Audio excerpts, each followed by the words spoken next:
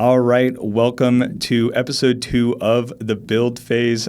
My name is Greg. I'm your host here. I am joined by Shubber Ali, the CEO of Omnic.ai. And today we're going to dive into the world of Omnic, some of Shubber's background, and also just talk about the esports industry from our different perspectives of where we're at in it. So, Shubber, I'm going to toss it to you to introduce yourself and talk a little bit about Omnic.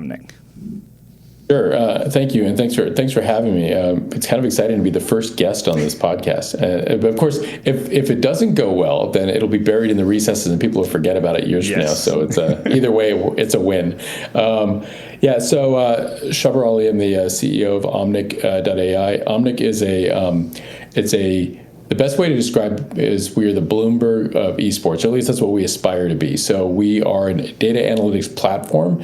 The founder, Sean Meredith, who is the CTO, is built this technology, came out of MIT, so it's kind of same age as me. But he studied nuclear engineering and all that kind of fun stuff at MIT, undergrad, grad, PhD, and also did a lot of work in computer vision and AI, and is an avid gamer. And he kind of one day said, hey, what if you could apply the tools and techniques of AI and computer vision to look at a Twitch feed and see if you could actually learn what's happening in a game and then provide coaching. And that was the basis for Omnic. So what Omnic does, it has multiple uses now, but the primary use is as the AI assistant coach to a player or a team that literally watches every pixel of every frame of what you do or what your team does if you are a coach, and identifies patterns, finds ways to improve, and sees things that humans literally just can't see. And it's very effective. We're now in over, I think, 45 schools, universities, colleges, Maryville, other ones like that all use it. We have over 14,000 individual users as well now. We just signed big partnerships internationally and are starting to expand. It even makes me better, and frankly, I suck. So. Well, that's awesome to hear. To hear about your success. I know you were telling me about some of that international stuff that you've been getting to do recently. So congratulations on that, and just the success you've been able to get, kind of getting the user base. That's definitely something I know from the AI perspective, training models and getting the data and stuff. That is a big task. So congratulations on being able to get that reach so far. That's really awesome. Thank you. Yeah. It's pretty cool because, and a lot of it is just word of mouth. It's people then telling other people, hey, this thing actually works and it helps me get better. And, we try to make it as easy as possible. We are always working. In fact, we just started another refresh of the UI because there's a lot there, I'll be honest. One of the things I said when I joined, I was like, look, this thing is a bit like the cockpit of a 747. And if you're a person who's never flown a plane, or even if you've flown like a Cessna or a small plane, you might walk in and kind of look around and go, wow, I don't even know where to begin. Whereas like you might recognize obviously the yoke and that sort of thing, but that's about it. Yeah. So right now we're going through a redesign which we want to launch in the spring, which will make it easier for new users to onboard as well. But it's pretty cool, and it does all kinds of things. Compare with your friends, compare against pros, look at your aim analysis, but also tell you things like economy and all that kind of stuff. But like, if people want to find out about it, just go to forge.omnic.ai and you can learn a lot more about it. And we have a free version, so give it a try. Very cool. And y'all built it on the Forge platform. Is that what it sounds like? So Forge is the name of our platform, okay. Omnic Forge, gotcha. And it's a web interface, so there's no software to install, so it doesn't slow down your rig or whatever. Literally, it's like another fan that watches your Twitch stream or your YouTube feed, or if you don't stream, upload a VOD after, upload your gameplay, just record it locally and then upload it, and it will just analyze it, right? So that way there's nothing to install. Yeah, very cool. Well, so what you're sounding like is, if I'm a Twitch streamer and I'm sitting at an average of 2 viewers trying to get partner, I should get Omnic so I can get an average of 3 viewers on my stream to get that affiliate. Well, and actually, we are just now kicking off. So we are in the process now of acquiring another company, one that was actually using our technology through an API that we have. And one of the features that's really cool that they have that we are really excited to be bringing on board is essentially something for streamers like even like if you, I know you were joking, but if you were a small streamer, a micro streamer, or a bigger streamer, where you and your viewers can compete against other streamers and their viewers asynchronously just for bragging rights. It's like, for eliminations or anything else, like a Fortnite challenge or a Valorant challenge or what have you. So we're excited to get those kicked off as well as a way to people love rivalries, and so we're gonna be happy to help move that along. That's awesome. That's so fun. I'm excited to see where some of those new features and new UI and stuff comes out. I haven't gotten the chance to use Omnic quite yet, but I definitely am looking forward to using it in the future. What's your favorite game? Oh man, my favorite game, League of Legends is what's got me into esports. So that's my favorite game. I play a lot of Fortnite. My wife is now playing Fortnite. I didn't even get her into it, even though I coach it. It was one of her friends who got her into it. Now, they all play Fortnite and stuff. So we play a lot of Fortnite. And then I'm very passionate about Minecraft. I've been playing it for 15 years. And I coach kids at Minecraft that weren't even born when I started playing, which is insane to say. Well, and for you to use that expression with me when I'm like, I was playing games that existed before you were even born. But some of my favorite games go way back. But I will say, so Minecraft is something that I did a lot of with my kids. So it has a particularly, soft spot in my heart for that. And I actually, so in a book that I'm writing right now, which we'll talk about a little bit later, some of the stuff I do, but I actually feature Minecraft in there because, the expression "don't leave trees floating." Yes. Oh my which gosh. I know exactly what you're talking about. Right? Yes.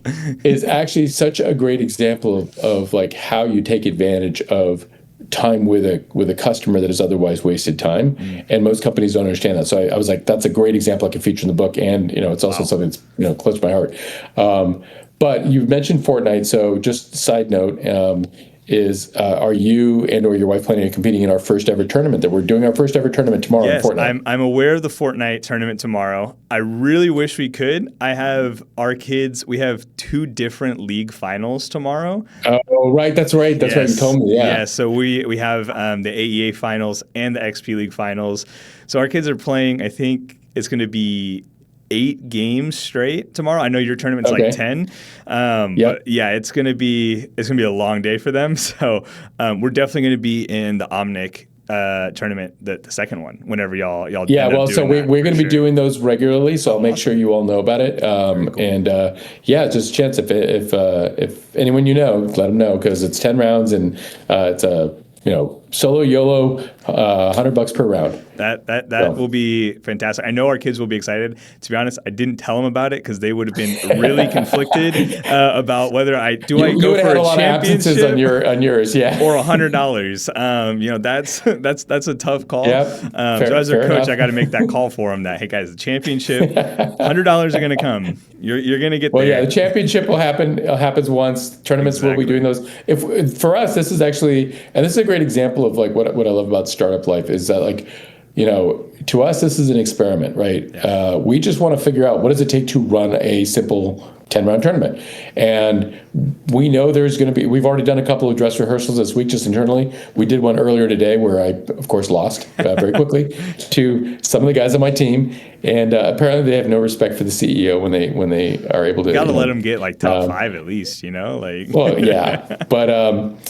But it's... so this was an example of us saying, okay, well, let's just go figure it out, right? And the great thing is once we figure it out, our plan is to run these bi-weekly or at the minimum once a month, right? So we're going to be doing it regularly. That's awesome. Because it's just a great chance to engage with fans and customers. Yeah, well, we'll be excited to see that schedule when it comes out, and I know our kids will be, asking about when's the next one? When's the next one? When can I earn another $100? For a win here. We got some good kids, so I did see y'all have like a 3-win limit, which is probably a really good idea. Yeah, for some of the kids. We have a circuit breaker in there because I don't want like somebody coming in like one of the guys who joined our team about 7 months ago, Sahar. So he's not a Fortnite player, although he's getting very good very quickly. But he was the number one for, I think, 3 years running, the number one Warzone player in the world. So if you check the leaderboards, that was him, right? Okay, yeah. And there was like even like a documentary movie made about him. And so I'm like, all right, if I can even just get him once when we're playing, yeah, you win. Yeah, I'm good. I'm good. Like, I've proven my point. Yeah, that's awesome. Yeah, So, it kind of reminds me. I've heard the saying where it's like if you ever get like the chance to play like do like one, well, first to score against like LeBron or Jordan, right? You only do a best of one, right? You're not going to beat them in a best of three, but you could do it once maybe, right? So that's your get some chance. lucky shots sooner or later, right? Yes. Yeah. No, that's like the old. That's awesome. If you get a hole in one golf, just quit. Just be done. Yes, you're done. You peaked, right? But yeah, so you mentioned loving being kind of in a startup. That I did want to dive into kind of your background professionally before Omnic, and kind of the journey that you've gotten to go to. I mean, really be where you are now. Yeah, so it's interesting because looking backward, it appears that there's a pattern there. But from the front end going through it, it's just like, it's kind of like an adventure, right? You just kind of figure it out as you go along. But I started my career. So I went to graduate school at Georgetown. Got my MBA back in the early '90s. So dating myself here, which is why I said like some of my favorite games like Wizardry and Zork and a text-based game, Ultimate 2 and stuff like that. Like that. They're all long gone, but they were great games because they were games that required your imagination. They didn't just like put everything on the screen for you to look at, which I think is why I like Minecraft so much. But anyways, I'll come back to the point because it's all about imagination. But so after I got my MBA, I started my career in aerospace and defense consulting. So I worked at KPMG, a big consulting firm here in Washington, D.C., and I worked in a group that was the only group that was in really aerospace and defense consulting in anywhere in the U.S. And so we got to do really cool work with like Boeing and Lockheed and the U.S. Air Force Space Command. Back then, it wasn't Space Force; it was still the Air Force out in Colorado. I worked on the space station, commercializing NASA was actually a project, but building a commercial variant of the space shuttle. Worked on remote sensing satellites, communication satellite systems, launch vehicles, all kinds of really cool stuff, and GPS, right? And so then in '99, I left to go to Silicon Valley. This is my first example of quitting a perfectly good job to go do something stupid, which is a kind of recurring theme.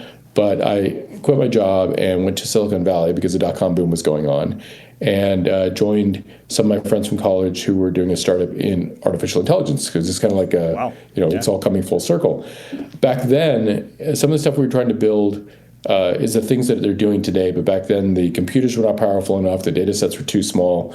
Back then, a terabyte was like a crazy amount of data. Yeah. And today, my laptop has 2 of them, right? Yeah. So, well, I mean, like, 3 games on your PlayStation is, a terabyte. It's like, okay. Yeah, exactly. And whereas my first computer that I used to game on all the time was an Apple II Plus with an expansion card. So it had 64K of memory. 64K. That was the whole computer, right? and it was, it was big. It wasn't like a tiny little thing. And I had to use a TV set as a monitor because we basically literally saved up our allowance money to buy it. And a little work we did, the rest of my brother and I pitched in 50-50, bought the thing, and then we didn't have money for monitors, so we got an old black and white TV and used a Palm controller and connected it, and it worked. Right? That's kind of old school computing. But anyway, so did this AI startup company, the dot-com crash happened, funding ran out, and I went to go work at Capital One, which is a credit card business back then. It wasn't what it is today, right? What's in your wallet, exactly. And I was there for 6 months and realized that while I really liked the people there, I did not like the industry, right? Credit cards are, they're no better today than they were back then. In fact, they were worse back then. Well, there were things they did that they still do today, but generally speaking, it's like the mafia would be envious of the what they get to do. What they could do, what they could do, right? The rates that they have. So it took 6 more months to get out of there, so I get a year on my resume. I left, but while I was at KPMG, I had actually had the fortune of speaking at a conference in Sydney, Australia, and they just had the Olympics in Sydney, and amazing city. And I was like, well, I don't have a job. I don't really have anything tying me in one place. I wasn't at that time. It wasn't married, and so didn't own a house. I could just move. Yeah. So I actually moved to Sydney and started a company down there. And that company is still going. It was based on some of the technology work I'd done when I was at KPMG. It was a company in the skiing and snowboarding industry. So basically, it's a tracking device for skiers and snowboarders that would give you vertical footage, speeds, a map of the mountain that you skied on, the whole 9 yards. And we built everything from scratch initially. First, we took an old Palm Pilot, Palm 7 with a GPS module, and drove it around in a car to see if you could, in fact, actually track something that way. And when we proved you could, we raised some money, built a company, and then spent the next 4 years trying to get people to rent them at resorts in North America. So we were in 5 or 6 resorts, mainly up in Canada.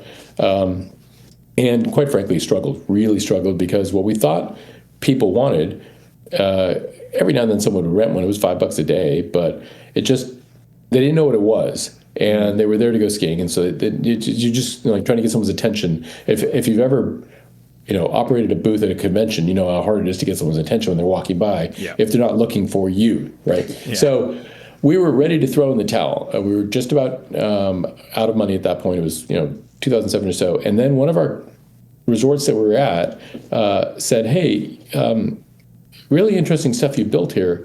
We know you're trying to rent it out to consumers, but we were wondering if we could maybe just get 3,000 of them for the whole season, and we do a 3-year contract. And we're like, we don't have that many, right? Yeah. And we're like, and we don't have the money to buy them to give them to you. And they said, well, we'll front you the money so you can get them, and then we'll just apply that to the contract. And we're like, okay, we have to ask why. What are you going to do with this? This is actually right. Well, the answer, it turns out, was the resort was Whistler, and they said, we lose kids at ski school every day, and if we put one on every kid, we know exactly where they are. It's that simple, right? And for $5 a day, it's no brainer. Yeah, it's a safety thing. Yeah, exactly, right? Because when you think about it, the instructor's got 20 kids, and one of them peels off and goes away. Yeah, they look like ducks going down, and then one just forgets how to pizza turn, and then they're just out in the woods. Yeah, and then little Timmy's mom shows up with his inhaler, and they can't find little Timmy and then of course chaos ensues, and they said, look, we lose him every day, we find him every day, but this would make our lives a lot easier. And from them, because they were the biggest in North America, and they had sister resorts because they were owned at the time by InterWest. We're now in, I think, 65 resorts globally, and so I'm still chairman of the company, still going. So anyways, did that. Congratulations on that. Thank you. Yeah, the company is now actually based in Colorado, but our R&D is still down in Australia because they have really good tax programs. Moved back. I joined a company that was bought by Accenture as I was joining it. It was a company that invented Lean Six Sigma, which is process management discipline. Essentially, it's a lean manufacturing plus Six Sigma quality put together. Very cool topic, and so I got my black belt in Lean Six Sigma. But then Accenture put me on their team for innovation because I had startup experience, and they said, we want you to focus on helping clients with innovation. So I did that for a number of years. They asked me to then build Accenture's global innovation program, which I did, which then ended up moving me to Silicon Valley, where we lived until just about 6 years ago. But while I was there, we started working with the folks over at Salesforce. Accenture was Salesforce's biggest partner back then. And this is in 2011, 2012. And Salesforce said, hey, do you want to just come over and be our VP of innovation? And so the next thing you know, I was over at Salesforce just as they were starting their big rise in enterprise. So it was at that time, it was still only 7,000 people, and now it's 70,000. Yeah, so we didn't even have Salesforce Tower when I was there. Yeah. So I did that for a few years. And while I was there, actually, while I was at Accenture, just about to go to Salesforce, I had started talking with Georgetown, and this will answer your question about how, the whole professor thing. Yes. I started talking with Georgetown because what I discovered is that there were a lot of people getting the title of Chief Innovation Officer or SVP of Innovation or whatever at big corporations, but none of them actually had a background. It's not like they had a degree in innovation. They were a business unit head, or they were this, or they were that, and they got moved into this role, right? But they didn't know what to do. And half of them thought their job was supposed to be Steve Jobs. And the other half thought their job was to manage a process. Yeah. And either way, they didn't have training for it, right? Mm-hmm. And so you had a lot of people who were going to these I used to refer to them as AA meetings for innovators, but it was like I can't tell you the number of times I went to, like, it was a conference board or ILO or some other organization was having an innovation executives roundtable or conference, and you go to it and it was always the same. We would sit around the table and doing introductions. Someone would raise their hand and say, my name is, I'm Bob, and I'm the SVP of Innovation at blah, blah, blah corporation. And everybody's like, hi, Bob. And he says, my problem is I'm trying to figure out what to do for stage gates. And then all of a sudden, it's all just people giving their examples, right? And it's all tribal knowledge. So it's like, there's no actual innovation going on, right? It's just. No, but it's also, it's not like there's like, in accounting or finance or strategy or anything else, there's no frameworks, there's no tools, there's no, like, this is the way you do things. Mm-hmm. It's all just like everybody kind of like trying different recipes and then going, wait, you put thyme in your soup? Because I never thought of that. Maybe I'll try doing some, like, you just made this crap up, right? And so I went to the dean over at the business school, and I was like, hey, we should create a master's in innovation, like an actual degree program. Mm-hmm. And Accenture can bring, a lot of content and our experience and whatever else, and then you can bring the university side. And 9 months later, and this is one of my first examples of just how slow big organizations move. It was like watching elephants try to dance. 9 months later, we hadn't even finished an NDA between the two organizations, because you have this 200-plus-year-old university and this, 250,000-person firm that's global, and they're like, well, wait, what do we want to do? And so finally, the dean just goes, do you want to just come and teach here instead, and just skip all this? And I'm like, yeah, sure. So I designed a class, and I started teaching class in innovation management in the exec MBA program, and that's how that all started.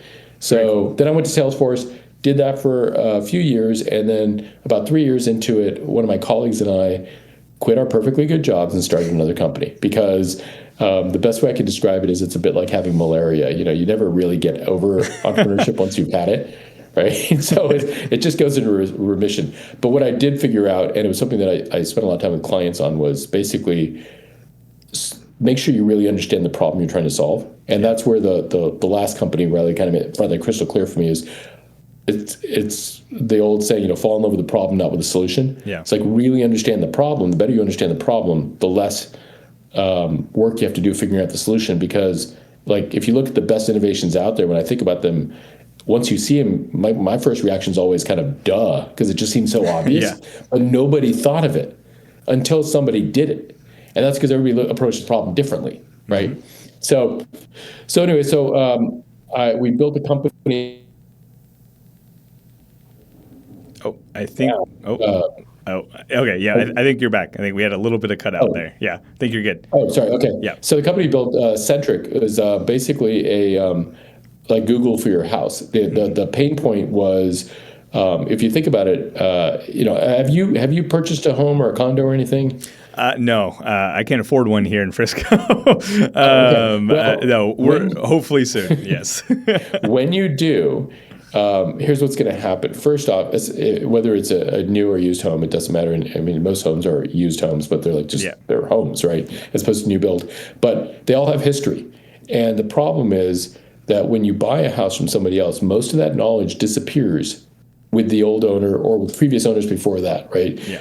Sometimes it's a box of photos of when they did work or whatever else, or there might be some receipts, or here's a couple of the tradespeople who've worked on the house, whatever. Or maybe you don't a couple intimately of old cans know of paint. what's in the house, what's been wrong with it, and things like that, right? Yeah, but even where are the wires and the pipes in the wall, and what does that light switch do? I swear to God, I live in this house. We've been here for over 6 years. There are still two switches on the walls. I can't figure out what they do. For the life of me, no idea. I've tried tracking it down, and I just. Short of taking the drywall off and running the wires, seeing where they go, I have no idea what these switches are for. And I'm sure they're probably, one day I'll go, oh, that's what that was, right? Yeah. But so we said, well, what if you could build an app that could have all the information in your house and make it super easy using OCR and that sort of thing. Take a picture of, take like an appliance and it has a nameplate that has the make, model, serial number. Mm-hmm. Just take a picture of that and then pull down all the information from the web and present it to you, the user manuals, but also the parts, linked to Amazon, all that. So that's what we built. And it took a few years to build that. We have built the largest database of products out there for consumers to use for their home. We integrated with the Consumer Product Safety Commission's recall database. And so the day we turned on the recall notifications, I found 2 recall products in my house I didn't even know about, right? But this is the thing that leads to dryer fires that burn down homes, Cuisinart blades. We had to replace the blade in our Cuisinart, which is free, but I didn't know. You wouldn't have known, yeah. Right. And so we built this thing, and then we raised some money from an external investor, and that's when I stepped out because they said they only want one CEO, and we were co-CEOs. So I was like, look, I've done my work, which is strategy, finance, and partnerships. So your operations and administration side of the business, you run it, and I'll stay on the board. So we did that because Accenture had asked me to come back to do more global innovation for clients around the world. So I stepped off, just became a board member, went back to Accenture, spent many years more at Accenture as a partner, and we sold that company a few years ago to a parts supply company. Mm-hmm. So now they're scaling it up. I still use it. In fact, I used it just a couple of weeks ago to fix something in my house. Yeah. And then fast forward, did some consulting work for small businesses, helped a not-for-profit, the National Wildlife Federation, spin out a native plant business, which is still going, sells native plants to help restore the environment by putting healthy plants in your garden instead of the stuff you buy at like Home Depot or Lowe's or Walmart or whatever. You think would go good in the garden, as opposed to what actually is there. They're invasive species, and they're bad for the birds and butterflies. So and the bees. So did that, and then about a year ago, which catches me up to Omnic and where I am now, I got introduced to Sean, who's the CEO and founder of Omnic, and that's when I discovered the world of esports. I had no idea how big it really is. I mean, I learned a lot about it after I first met him when I was going to start advising him, and as I did my homework, being a good consultant, and started to dig into like the statistics, the 3 billion gamers worldwide, over 500 million viewers of like big events that happen. It's as big as any other sport out there. It's bigger than most actually. Yeah. But 90% of Gen Z games, you've got hundreds of universities and almost 10,000 high schools in the U.S. alone that now have some level of esports teams and competitions. Like, I had no idea. And I think back to that Apple II, and I wish that like some of this stuff existed when I was a kid, because all I ever heard from my parents was, stop wasting your time. Yeah. And and I used to say that to my kids, and now I'm like, well, wait a minute, you can get into college this way. Maybe you're not wasting your time. Yeah. Right? So yeah. So when after like seeing the potential, and I mean, there's a lot that the industry needs now, which we can jump into in a bit. But when I saw the potential of what's needed, which is all infrastructure related and partnerships and connections, well, that's the stuff that I've done, and the platform that Sean and the team had built is amazing. I'm like, which is always the hardest part of a startup, is actually getting product. I'm like, we already have a product. I'm like, okay, well, then I jump in both feet, and that's when I was really pleased when he and one of the investors, who's an advisor to the company, both said, hey, would you want to come in and be the CEO? Because the business side, and then Sean can focus on the technology side, because that's easy. Right. And I was like, absolutely. And so that, as of January, so coming up on a year now, I came in as CEO.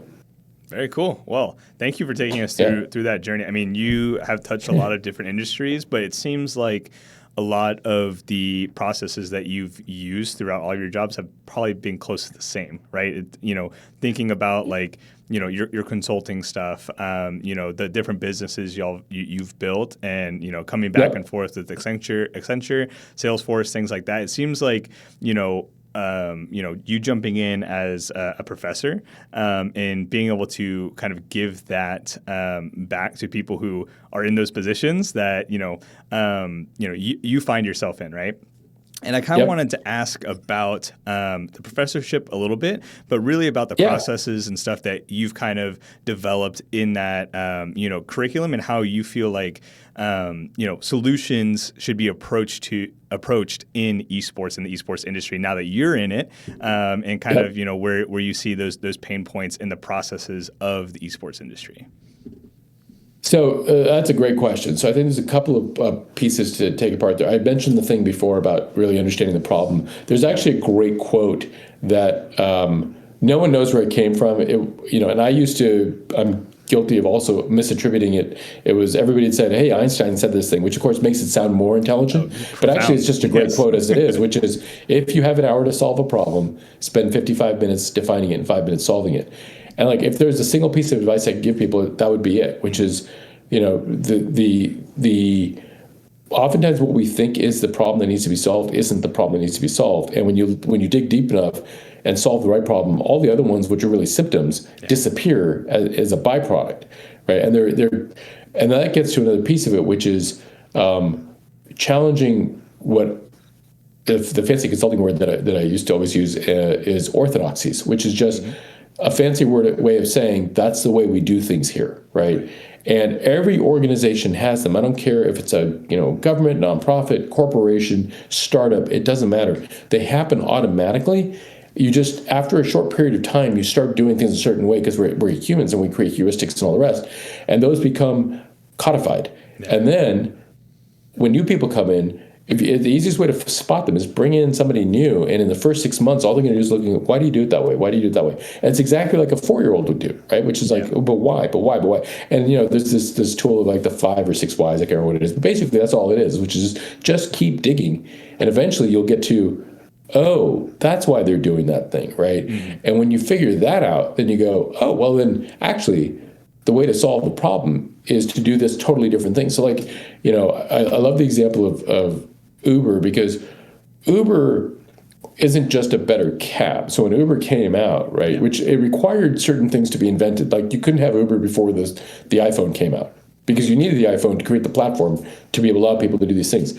But when they said, let's make cabs better, all they did were things that the cab companies could have done themselves, but they didn't think of it that way. And cab companies, as many organizations do, approach things incrementally. Well, how can I tweak this one thing to make it better? Right. Rather than stepping back and saying, what is the overall user journey and experience like? So, I remember you get into a cab, and well, first you had to find a cab sometimes, which sucked, especially if it was raining or snowing or something else, you had to stand outside. Yep. And if you're in the middle of a conversation, like if I'm in a conversation with you, like right now, and I needed to go out to get a cab at a certain time, I would have to end this thing and go over there, versus when the cab pulled up, I could then go out and do it, which you would then, in the old days, you had to rely on a dispatcher, right? You had to call somebody and say, hey, I need a cab at this time. The number of times I had to catch a cab at 5 in the morning to catch a flight in my consulting days, and worry at 4:45, is this thing going to even show up? Yeah. Because sometimes they didn't, right? And you had no recourse whatsoever. You start taking all those pieces, and individually they're interesting problems, but the end-to-end solution, which included you don't pay at all. It wasn't let me put a credit card swiper in the cab versus a pay with cash and get a paper receipt that you had to fill out yourself. Mm-hmm. It was eliminate payments altogether. It just happens transparently in the back end, and you get reviews, and you get all these pieces together made a massively innovative solution. Mm-hmm. But it was obvious to people, which is why it was so successful. It was obvious to people as soon as they saw it, this is how it should be. Yeah.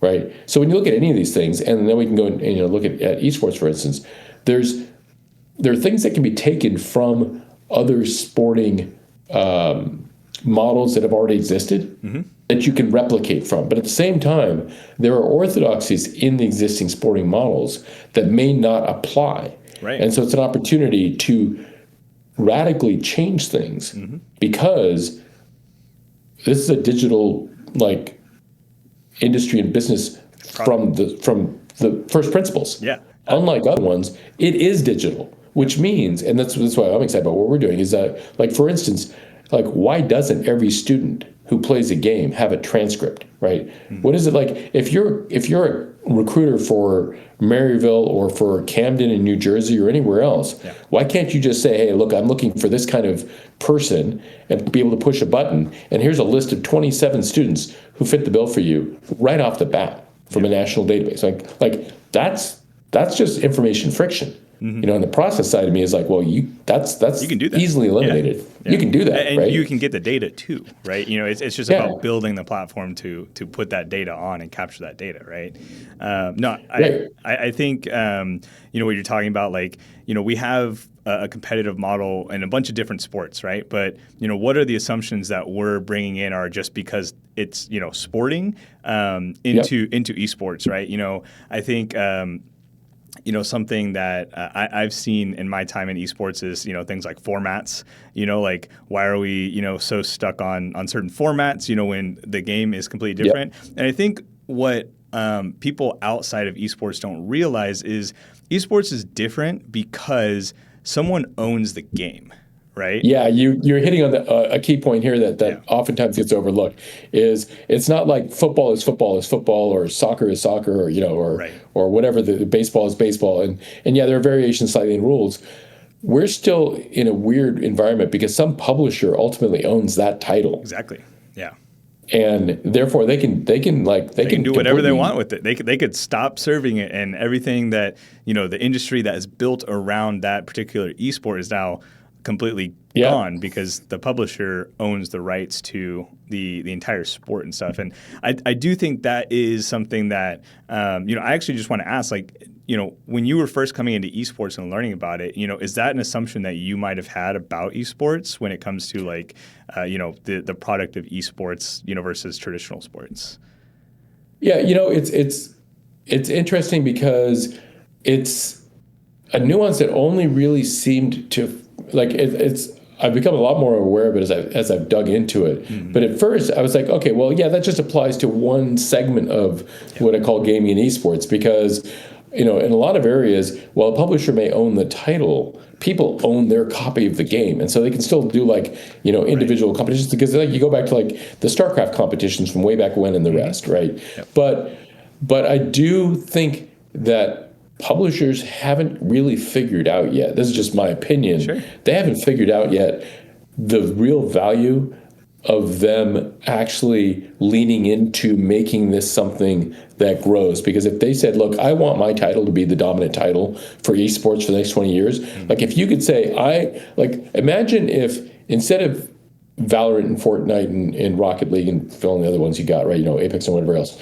Imagine if instead you were saying soccer and tennis and basketball and baseball and football, and these 5 sports were competing to be the sport of college. Because that's effectively what these titles are doing, right? They're saying, we want to be the title of esports, right? So they're like saying, if colleges could only pick one sport, wouldn't you want it to be yours? Right? So how do you actually say, I'm going to put the short-term benefit aside for the long-term, play here? Yeah. And I don't know what the answer is yet, but one of the publishers is going to really figure that out. Yeah. Yeah, and I think from my perspective, having grown up as an esports fan and stuff, and getting involved here, I think one of the big things that we do see from the publishers is there are some larger publishers that do support the competitive ecosystem, right? Now that can be really awesome to back it from the publisher, right? One of the problems that you might find, though, is the complete control of the ecosystem of that esport, right? Who's publishing the game and how it's designed, right? How someone allows their game to be used, right? You mentioned like StarCraft and that, so people own their copies of the game. Like you could, you go back, you've got Pac-Man tournaments and Galaga tournaments stuff.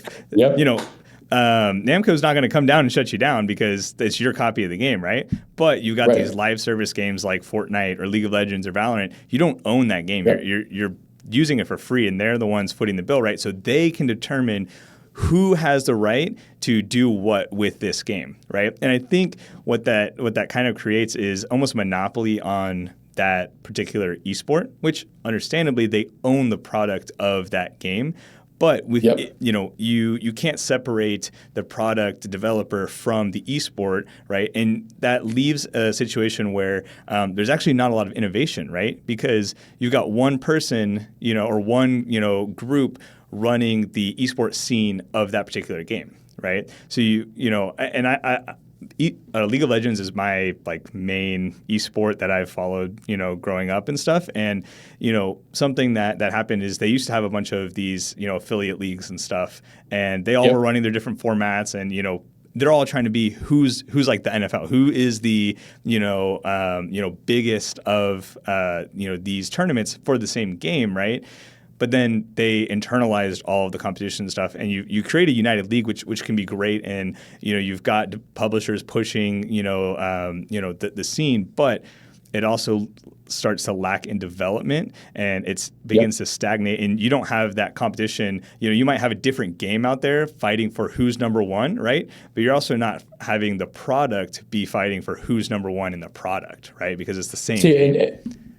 this is one of the things that go back to my innovation teaching, is where I think that one of the things I think is a great opportunity, but you need a publisher to really lean into it and think differently about this. So a lot of innovation is really just looking at what somebody's done in another industry and copying the model, right? So it doesn't have to be new to the universe. It's just new to your company or your industry. And there are countless examples of what's called open innovation out there in other industries, where essentially you let everything from, you can have customers developing things for you that you then put in your supply chain or your products, whatever else, to how your customers use your products in a way you never imagined. And a great example is there's like a whole community, and there's tons of stuff on the web about this, around IKEA hacks, right? Where you can actually take IKEA products and completely reconfigure them and change them and build all different kinds of stuff. But it's all built on core IKEA things. Right. And some companies freak out about these kinds of communities and try to have them shut down with cease and desist and the rest. Yep. And other ones embrace them because they're like, oh, wait a minute. Because that actually happened with Lego and Mindstorms, right? They're like, actually, let's let our customers come up with new uses, and actually then defines new products we can launch. Well, if you take that example and extend it into the esports space, imagine if you said, you know what, given how expensive it is to develop a new title. I mean, you think about like creating a new video game. Yeah. It's not cheap. It requires huge studios. Look what's happening to the big AAAs and all the rest. It's like that you're getting layoffs, you're getting cutbacks, you're getting all these things. The indie studios still struggle as well, but it's very expensive. It's like putting out a movie, and you have no guarantee it's going to be successful. Yeah. But if you already have a brand and a product that is established, wouldn't you want to like have it last another 20 years or 30 years instead? Mm-hmm. And I'm not talking about releasing, Battlefield 4736, right? I'm not talking about the next version of the game. Right. I'm talking about the game itself, right? So like, imagine if you said, we're going to actually allow this to get out in the wild, to become any kind of tournament people want to do, all the rest of that stuff. And at the core, it's going to bring people back to our game. And now I have to figure out, it's incumbent on the company to innovate on how am I going to monetize it in different ways. Right.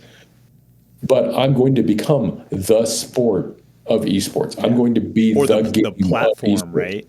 Everyone comes to my platform. And I love the way that you said that, right? Is kind of letting, you call it open innovation, I think, right? Is that the term? Yeah. It's like, it's almost like crowdsourcing, like these ideas, right? And I think what's really ironic actually is a lot of the major games and esports titles started that way. They actually started in a different game.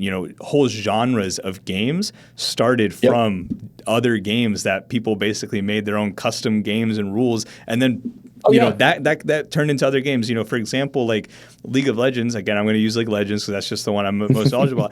It started. There's other games like Dota, right? Dota came out before League of Legends, but Dota started actually in Warcraft 3. The whole game mode of MOBAs and stuff like that, and these battle arenas. And what's funny is those were just custom games, right? Those are just custom games in Warcraft 3 that bred two of the largest esports titles in the world. Well, one of the ones that I still play on the side here, it's kind of sad, but I still play with the same people I played with 20 years ago on these servers, is Dave Defeat, which is just Counter-Strike, but a World War II skin on it and a very specific, version of it, right? Yep. But there's all these things that are out there, and what you're trying to do is let your community grow and flourish, but always have a line back to you, right? One of the games that my son is playing last year with his friends, they all are totally into it, and now it's gone dormant because now they're into other games as well. Sure. But is Lethal Company, which like when a developer built it on top, but I don't remember the engine he used that he built it on top of, but like the idea that you can take an engine and then build things on top of it is this open innovation, right? Yep. You put that thing out there, and so I think that a big part of where the industry is going to go is, I think going to like bigger and bigger like tournaments and prizes is actually not the answer, because it makes it too flash in the pan and all the rest. What it really needs to do is, right now, I think the reason why I'm excited about the industry the way it is starting to shape up is you're seeing more of a focus on the infrastructure and the things that need to be put in place to make this like resilient, including the data capture we talked about. But you look at the scholastic pyramid from a high school side with companies like Playversus and others that are building up that whole high school area that then feeds into the collegiate, where you've got obviously, like you talked about before, in this pyramid, hundreds and hundreds of universities and colleges and junior colleges and community colleges that have, whether it's varsity or just regular teams. But those schools also have, in many cases, hundreds or thousands of students, and most of them also play video games, right? Which is so it's a lot bigger than just the team. But I will say the one thing that is an example of where we still need to mature as an industry is I've lost count. I think there's 5 or 6 different associations serving the collegiate community in the U.S. Right? Yes, there's so many associations and groups, not just in the U.S., right? But globally I know. I'm just picking out our country to start with, but it's going back to the early days of football, right? There was the AFL, the NFL, right? They eventually merged, right? But before there was also the USFL, and there was the XFL, and there were all these individual things that we're still in that process of becoming like a thing, right? And until we resolve the fragmentation as well, that's going to be a stumbling block to the overall maturation of the that kind of tower, the whole pipeline, the whole structure of what it is, right? And that's why Saurabh and I were starting this podcast, and this is about what are these systems and things that, one, need to change, but two, who are the people that are involved in making that change and bringing that uniting force to the esports industry, right? We're in a very different phase of the esports industry. It started just because people loved playing video games and competing, right? And then people started to take notice, and then it was like, okay, we're going to pump a bunch of money into it because it could be the next NBA, and everything's going to have these high values. And it's like, well, we're forgetting about all the structure and support that built the NBA, built the NFL into what it is, right? And we totally a lot of money went step. in too quickly, and 100%. People were buying teams for tens of millions. I'm like, but what are you buying? Hype, like potential, right? It's like we're going to sell it for more later on, and then it was like, well, it's only going to be worth more if someone actually puts something into it that wasn't just buying equity and stuff, right? And now it's falling back, a little bit. There are some supplementary money pumping coming into the industry in certain areas, but I think we're starting to see a lot of innovation. We're starting to see a lot of people who are wanting to make that change. And, you mentioned it before, like there are a lot of these other associations, right? And I think it's not so much of a, I'm trying to like carve out my space in the industry, right? But more of a, hey, we've got all these people that are passionate about building something. And I think eventually what we're going to see is everyone's going to become united in their own, ways and stuff. And so, we'll have more people on the podcast that are going to be probably those, pop-up, associations or individuals or groups that are working on stuff. But this is the place that we get connected. This is the place that we make those, disassociations become associations, right? And build that network and that process of what the esports pipeline will look like, not just for players, but for everyone who supports it, right? The coaches, the managers, and all that. That's actually the one other point I want to make sure I hit. I know we're going to run out of time, but like I wanted to give huge kudos to. We had a chance to go and visit Camden Community College up in New Jersey, and David Bruno's group up there and the team, and like they built an amazing program there that is focused not just on the teams and the players, which they've got, and they've got a great setup.